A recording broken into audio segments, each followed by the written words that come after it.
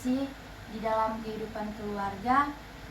Pertama-tama perkenalkan, nama saya Gloria Febrina Paniilan, mahasiswa dari Poltekkes Kemenkes Manado, jurusan Farmasi Prodi D3 Farmasi. Sebelum kita memulaikan sosialisasi, pertama-tama saya ingin bertanya, apakah dari keluarga ada yang mengetahui apa itu korupsi? Ada. Bisa dijelaskan? Korupsi adalah tindakan melawan hukum, seperti contoh merampas hak orang lain, menggunakan dana negara untuk kepentingan pribadi. Dari penjelasan orang tua mengenai korupsi itu sudah benar.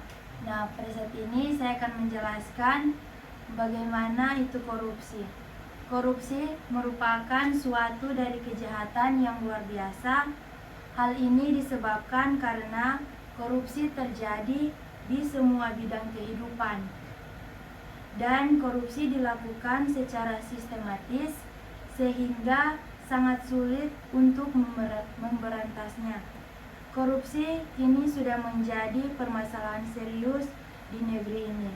Korupsi sudah tidak terhitung lagi jumlahnya meskipun sudah ada Komisi Pemberantasan Korupsi atau KPK. Upaya peran serta dari keluarga mengenai korupsi ini haruslah lahir dari kesadaran individual yang didasari oleh nilai-nilai tertentu yang telah tertanam dalam diri keluarga, dari ayah, ibu, dan anak-anak. Nilai-nilai tersebut diantaranya yang paling penting adalah kejujuran. Jika seseorang bersifat jujur yang dilandasi oleh keyakinan agama dalam hal apapun, mereka tidak akan berbuat yang tidak jujur. Sifat ini merupakan dasar untuk menolak dari perilaku anti korupsi tersebut. Jika seseorang bersifat jujur yang dilandasi oleh keyakinan agama, mereka bisa dilihat bagaimana cara mereka melakukan hal-hal yang baik. Sifat ini merupakan dasar untuk menolak dari perilaku korupsi. Karena kejujuran dan ketidaktransparan dalam hal apapun itu boleh kita lakukan untuk kita menolak atau memberantas korupsi. Upaya pencegahan korupsi juga harus dilakukan sejak dini, yaitu keluarga harus berperan penting untuk mewujudkan generasi yang anti korupsi. Menurut Badan Pusat Statistik atau BPS tahun 2021, nilai indeks perilaku anti korupsi di Indonesia adalah sebesar 3,88 pada skala 0 sampai 5. Angka ini membaik dan lebih tinggi dibandingkan angka tahun 2020 yaitu 3,84. Peningkatan ini terjadi karena meningkatnya persepsi anti korupsi di masyarakat, baik dalam keluarga maupun dalam kemasyarakatan. Meskipun demikian, ada kecenderungan bahwa baik dalam keluarga maupun dalam masyarakat semakin terbiasa terhadap korupsi di dalam lingkungan pelayanan publik. Hal ini antara lain tampak dari sikap dan tingkah laku dari kalangan tertentu yang menganggap wajar melakukan korupsi. Di dalam kita mengetahui bagaimana itu korupsi, terdapat beberapa nilai-nilai, yaitu nilai integritas, yang dimana nilai integritas itu nilai-nilai yang menanamkan anti korupsi seperti kejujuran, kedisiplinan, peduli, dan mandiri. Di sini kita juga bisa mengetahui bagaimana peran orang tua dalam mengawasi anak-anak melakukan korupsi di dalam kalangan keluarga.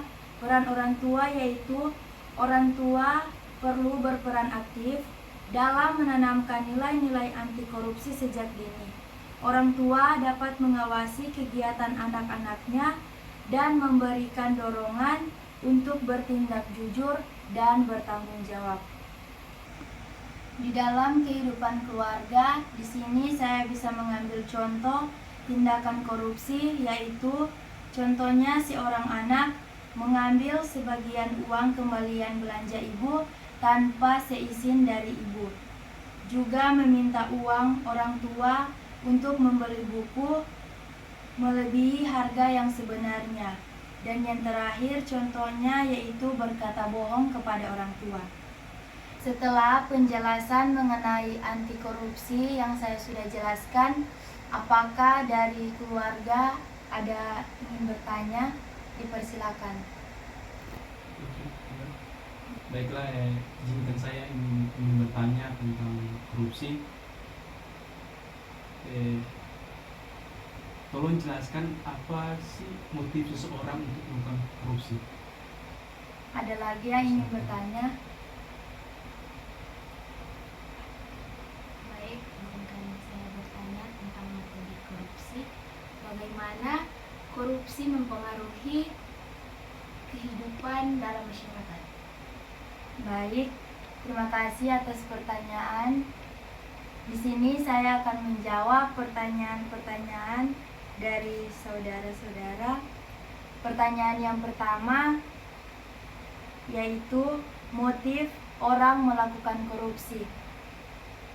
Motif orang melakukan korupsi itu ada beberapa hal, yaitu dari tekanan seseorang mendorong untuk melakukan korupsi karena motif dari ekonomi.